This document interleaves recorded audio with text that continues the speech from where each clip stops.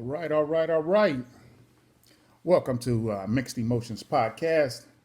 I'm your man, Tony T. Uh, I have my co host with me, and I'll introduce her in a second because she demands a proper introduction. You dig? A proper introduction. So, we're going to talk about a couple things this morning. It is actually New Year's Eve, and we don't have any real plans for New Year's night. It's always dangerous out, so we enjoy just being around each other. And some of the things that we had going in the city were not were things we kind of done before, so we didn't fool with that too tough. So, without further ado, I will introduce to you the one and only Miss Kina T. Thank you very much. Yes. So we did a broadcast a while ago, and we didn't like the way it came out, or I didn't like the way it came out. I was lacking on some of my stuff, so I wanted to go back and kind of talk about some things that we hadn't talked about before. And I want to start out by talking about Brittany Griner. Now, there's been a lot of talk in the news about why she got released. She shouldn't have got released, about the trades and everything.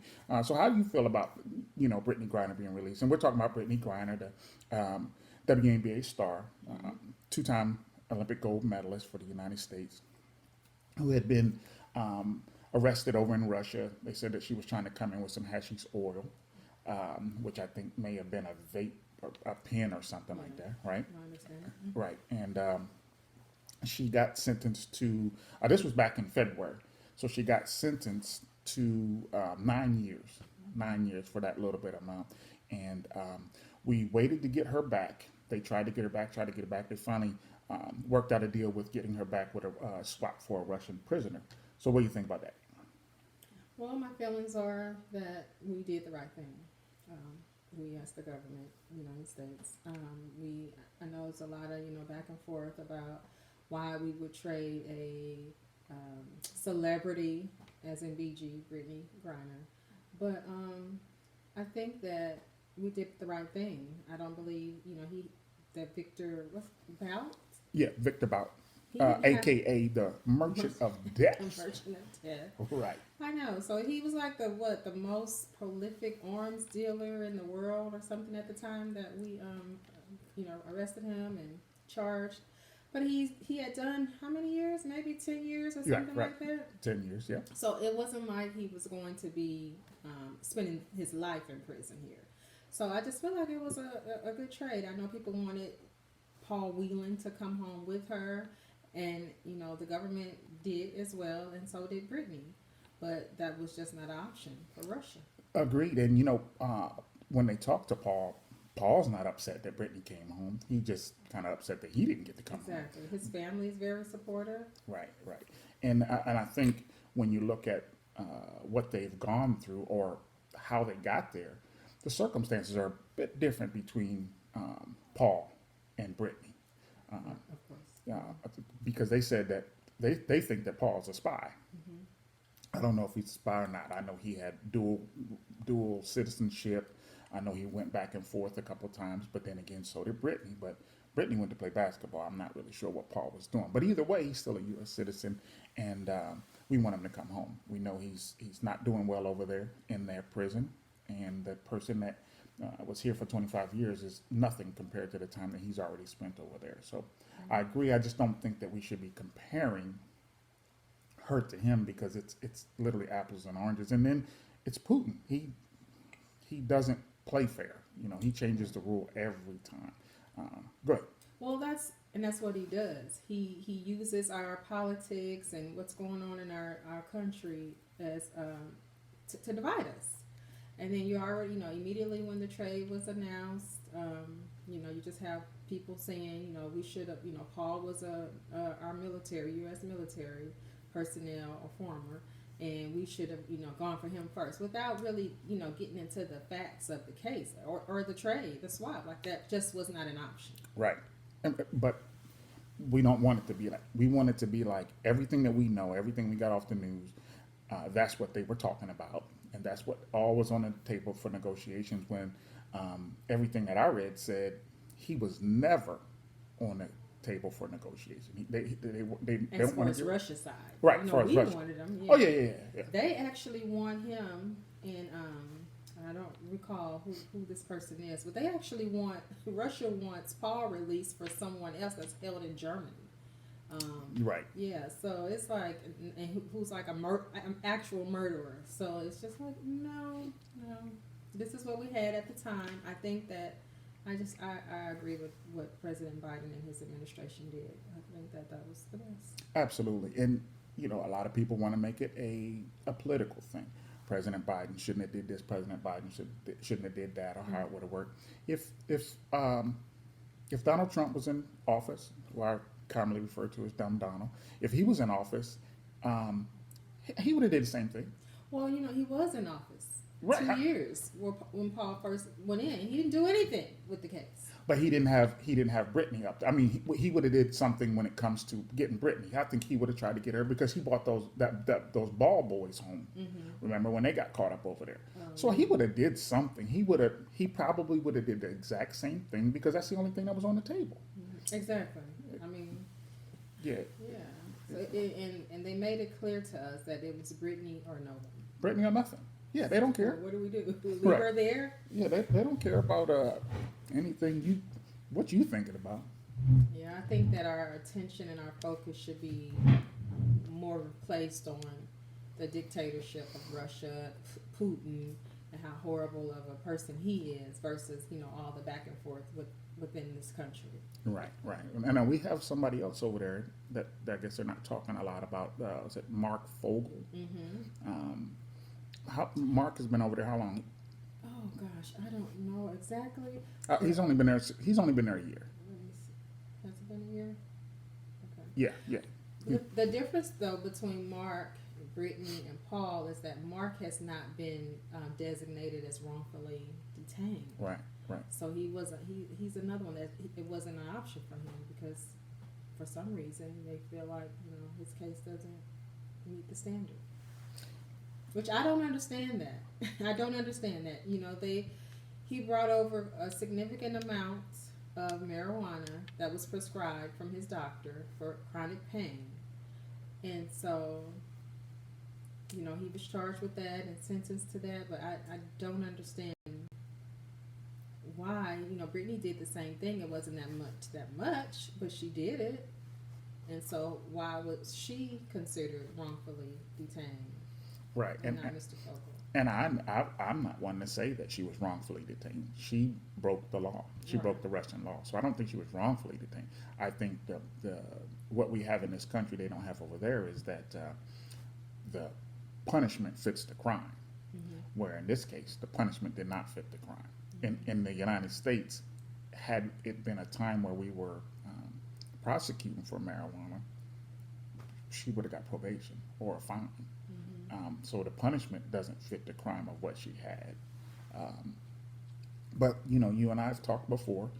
Just because it's legal here doesn't mean it's legal there. And when you go out of the country, you have to be thinking about it. I know you were thinking about it when we went to Dubai. It don't matter. You have Like, don't take your Tylenol. They said no. What's legal over in your country? it's not It is legal. not in our country. Those are, illicit drugs, and you cannot just be walking around with prescription. Well, not even prescription, over the counter Tylenol. Right. I'm like, wow, okay, Right. no Tylenol for me. The whole time we was over there, I was like, man, I hope they don't come over here and go through the room because you put your valuables in the safe. Mm-hmm. But I was putting my Advil and the leaves in the safe. I didn't want them to come through and get it. You could have been locked up abroad. We could have been locked up because I'd have been like, that wasn't mine. That was hers. Would y'all have came and got me though? Oh yeah, I'd be just like BG's, like, free Tony T, free Tony T. Let me out. And all your little fans here, I'm sure they would have been saying. Yeah. All my fans, both of them, Braylon and Kennedy. Okay, all right. So again, I think we agree that it was a good thing to bring Brittany home. And even like you brought up the other day, like we don't even know what she was going through, but we know how long does it take to grow dreads? How long did it take to get her hair that Oh long? goodness, yeah, years. And within a couple weeks of being sentenced and getting to her destination, she cut all her hair off.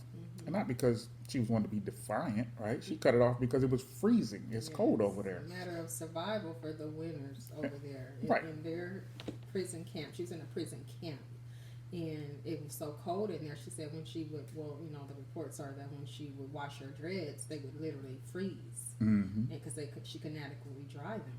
Right. And so, yeah, you before we travel to these other countries, you definitely need to do some research about where you're going, what's allowed, what's not allowed, and honestly, it has me.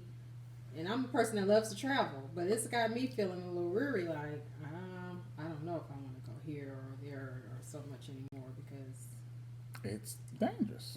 It's I- definitely dangerous. You know, for the longest time, the only place that I knew of that we would go to would be Cancun. Everybody wanted to go to Cancun. They started snatching people from Cancun. If that's the only place y'all gonna show up and y'all gonna let y'all hair down, my first trip to Cancun, um, so it was my boys from back home. Me and Tracy got there early, so we got there. You know, first thing you come in is a bar. So we got to the bar. Tracy and I got to the bar, and they're like, "We'll take you. Your room's not ready. We'll take your stuff up when it's just ready." And then, but we had to wait for Colin, Derek to get there. So obviously we were just drinking, right?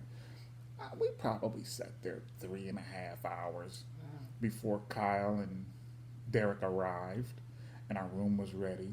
Um, Inebriated. We haven't even been past the desk yet, and we're inebriated. You know, and fortunately for us, Kyle and Derek got there, and they were sober, and they could help us get to the room. Why?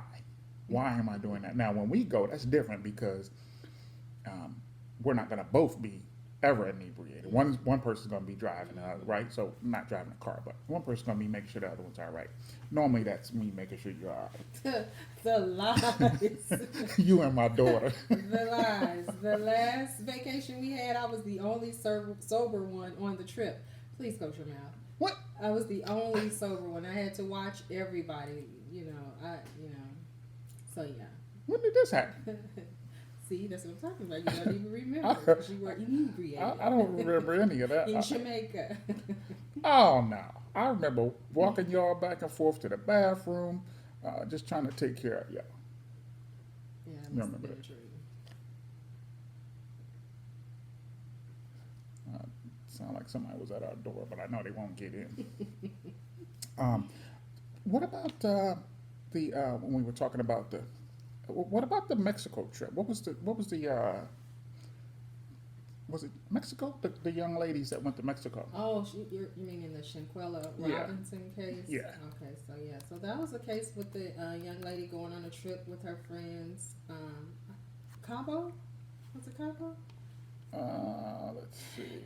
And I'm still looking for it. Go ahead. or maybe Cancun in Mexico, but apparently these people were not her friends because they recorded her being attacked, brutally attacked, and she wasn't fighting back Mm-hmm. in the video, and she ended up dying from her injuries. But her friends, so-called friends, told the authorities on site and her mom when they flew back without her body, of course. And it was Cabo, by the It way. was Cabo. Mm-hmm. That she died from alcohol poisoning, and then of course the autopsy came back and showed that she had a fractured cervical spine, and so that's another thing, a cautionary tale. Like, I be leaving this country, going to other countries, doing reckless things. They're looking for her now, Absolutely. and she needs to be sent Oh, back. I'll drive her to the airport. They need to. They don't need to spend time in a federal prison. They don't need to go to what is it, Pensacola, Florida, and be in a federal prison. No, they need to go back to Mexico and enjoy some of their good living. I mean, I've obviously never been in a Mexican prison, but I went to Tijuana, Mexico, in the late '90s with my cousin and one of her friends, and we drove from LA to San Diego, and then from San Diego, if I'm remembering correctly, we went to like the border, and they let us cross over at the time. We walked over, and we ended up going into like one of the restaurants there, and we're sitting there drinking, unaware, me specifically, unaware of the dangers Mm-hmm. that I was totally in. And because at that time, and I don't know if they still have this, but there were just like a lot of outlet stores, American outlet stores, like where you can get like a little discount from. Mm-hmm. There was a lot of poverty, a lot of little kids running up, and even older people running up begging for money, and a lot of people who had restaurants, on the streets trying to, get your business. So they were telling us like 3 drinks for one price, 3 drinks for one price. So we went into this one, and we're there, we're drinking our margaritas 3 for 1, eating our food. We finished the first round, and the price goes down to 2 to 1. And yeah, 2 for 1. And so after the second round, I was like, okay, let me go to the bathroom. And one of the waiters, he tells me where the bathroom is, and it's down in the basement of this building. I go down to this basement. This is a restaurant. There's water running on from the ceiling to the floors, cracks. It looks like a dungeon. Like It is a dungeon. yes, like a torture chamber. I couldn't wait to get back up those steps. I said, we gotta go right now. We gotta get the heck out of here. We left our money on the table and we flew out. Now this is a restaurant. I can only imagine what a Mexican prison would look like. Like, I've looked at some things online, but I'm telling you. Yeah, so if you're doing it, she needs to go back over there.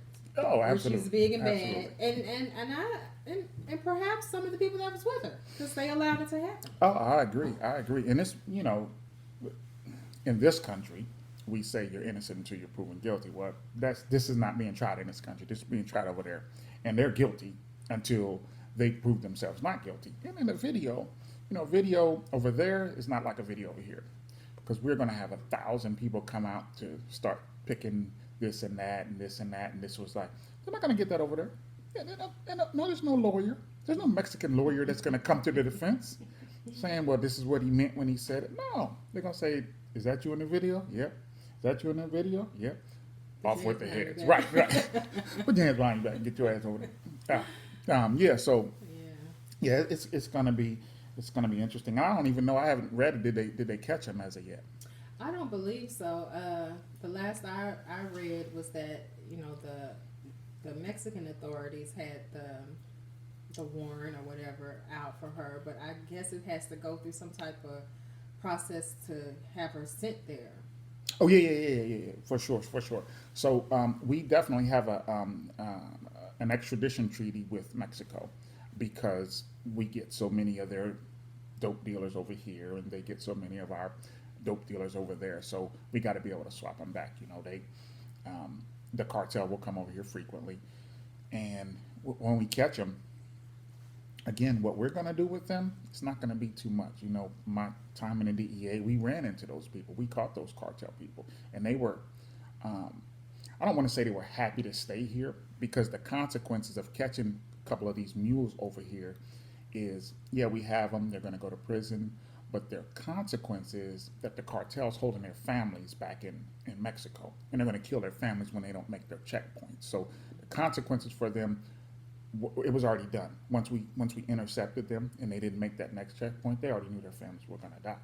So at that point, we're going to put them in prison for what, a year? But if we let Mexico extradite them, they're going to get back, and what's going to happen? They're going to end up killing them, right? So once the jig is up over here, they're like, oh yeah, I'll just stay. I've lost my whole family. I watched them break down and cry. He's like, I already know. I'm not going to make my checkpoint. I've been with you guys for 2 hours. I'm 2 hours behind. When I don't make that next checkpoint, they're going to kill my family. I already know it. Not a lot. Yeah, not a lot we could do. Not a lot we could do for them. We're just doing our jobs. And, that's what they would tell us. He's just doing his job. That's the only thing he can do. He's in debt to the cartel somehow or another, and that's all he can do to survive. So that's much different process than over here. We just, you know, innocent till proven guilty. There's a lawyer everywhere who's going to pick up your case. You got these lawyers fighting these cases for these criminals because the law says you are um, you're offered um, equal treatment under the law. But most of the time, these people don't have money. So you got these attorneys working pro bono on these cases, trying to win for someone who's done something, just like the what was it, the Parkland Parkland South murders. They fought really hard to try to get that boy off. I don't know. I don't know. I don't know how you sleep at night. Yeah, I wonder that sometimes too. Like, how can you defend something like that? And I know it's like I'm just doing my job. It's he's allowed attorney and a defense, but Right. as a human being. So I don't know how you separate that. But then I think in my career as a nurse, there have been times where I've had to care for people who were child molesters, and I can't treat them any way differently. Like, if I'm there to care for their whatever their health concern is, so Absolutely. that's what I do. So I guess in that way, maybe it's the same thing. I don't know. So I tell you, over my career, the thing that I've struggled with the most is, I love interviewing. I love getting in there, and it's a mind game when I'm playing with them. But one portion of the interview is you got to get on their side. They have to trust you. They never just confess to you because you asked the right questions. They have to trust that what they're saying is going to help them, right? If it's not going to help them, they're just not going to say it.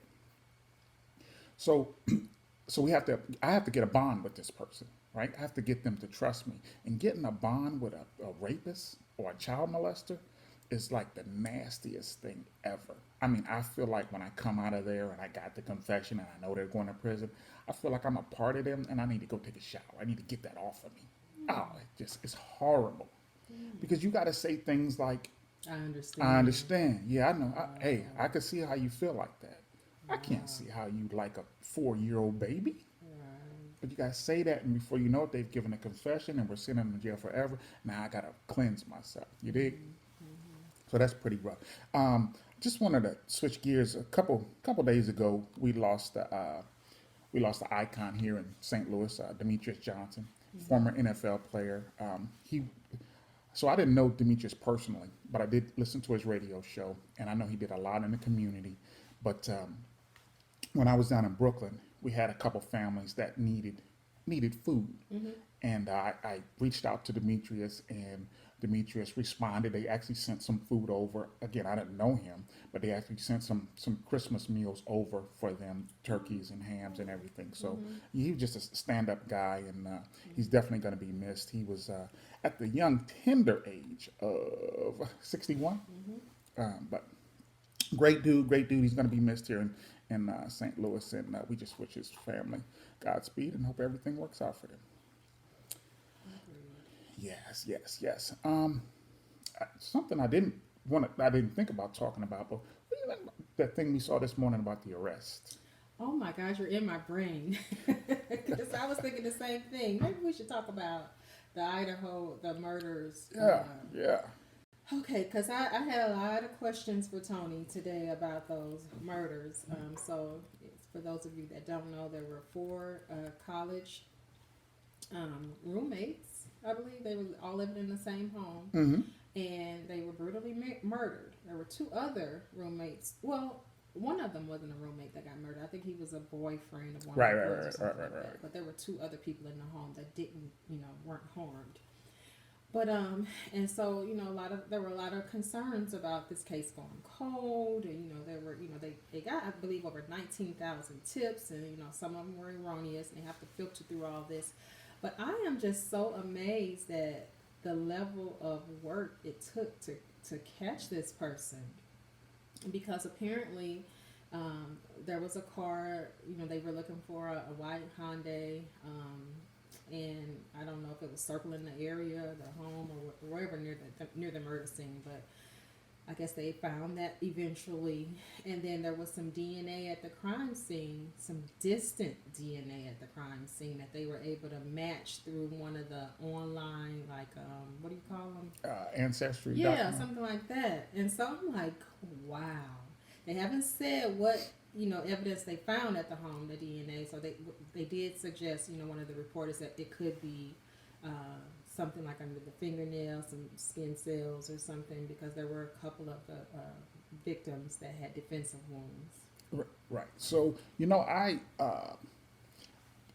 law enforcement is just so crazy right now because you're trying to please the public, you're trying to please the media, and you're trying to solve the case. And all those things at once, they just don't go together. The reason that they put out information is because we're demanding it. CNN, Fox, they're on the news every day demanding information. They're not saying anything. The family's getting on. They're not saying anything. Well, there's a reason they're not saying anything, because we don't want the bad guy to know what we have, right? So Yeah, because I never heard that there was other DNA found in the home that didn't match any of the people living there. I never Right. heard that. Remember when I told you I worked the case, that cold case that we had, where where I got the friend in, and the friend mentioned they didn't need to be shot. They didn't have to shoot her with the shotgun and the pistol. So I got a cold case, and they asked me if I thought I could solve it. So I went through all the evidence, and I said, well, I think I can solve it, because the friend, I believe the friend was there, and I believe the friend knows exactly what happened. So I brought the friend back in, right? The friend had moved on, right? I brought the friend back in, and I started talking to the friend and interviewing her, because her last testimony, that I read, seemed like she knew what was going on. She knew more than people said. So I get her in the room, and she's just upset. She had initially called me. She called me at the station. She wanted to talk to the investigator. So that's how I got her in. That's how I got the case open. State police came down and helped me and everything. And I bring her in and I interview her. And she's upset because this was her actual friend. And she's starting giving out names and saying things that are going on or whatever. So she says to me, it was just messed up what they did. I'm like, yeah, it's definitely messed up when you shoot someone. Apparently these men shot this lady. I said, that is messed up. She said, yeah, but they didn't have to shoot her with the shotgun and the pistol. We had never given that information out. No one knew that information. So when she said that, I was like, uh-oh, I think she's going to give it up. So she started crying. She said, I need to smoke a cigarette. And we had lockable doors. So we let her go out into the bay to the Sally Port to smoke a cigarette. She left. Never seen her again. Never seen her again. She called me maybe a year later, again, upset and crying about it, but never wanted to meet up. Never wanted to talk. Never wanted to. And you guys were never able to get her or pin her down on anything? Nothing. She had moved out of state, but she wasn't far. She had moved out of state. And so I know she knows what happened. I know if she wasn't there, she was pretty close to it. But that was her friend. She didn't want her friend to get killed. So again, not